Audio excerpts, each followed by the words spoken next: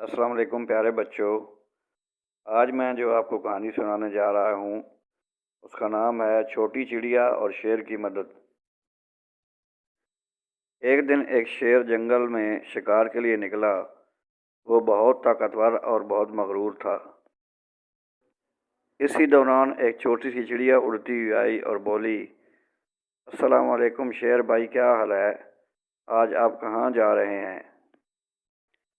शेर घबराया और बोला, मैं जंगल का बादशाह हूँ, मैं किसी से बात नहीं करता। जाओ अपने घोंसले में जाकर बैठ जाओ। चिड़िया उदास हो गई और उड़। कुछ देर बाद शेर एक शिकारी के जाल में फंस गया और ज़ोर ज़ोर से गराने लगा और चीखने लगा, है को मेरी मदद करने वाला, है को मुझे बचाने वाला।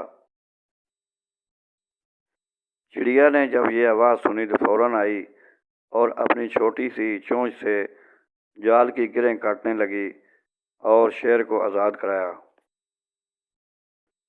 शेर ने शर्मिंदगी से कहा, चिड़िया बहन, तुमने मेरी जान बचाई, मैं तुम्हें हमेशा कमज़ोर समझता था।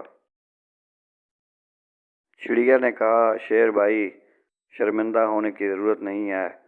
हर किसी को कमज़ोर नहीं समझना चाहिए, हर किसी की अपनी ताकत होती है। मेरी आज की कहानी का सबक है, हर किसी को कमज़ोर नहीं समझना चाहिए। अल्लाह ने हर किसी को ताकत दे रखी है और गरूर नहीं करना चाहिए। गरूर का सर हमेशा नीचा होता है।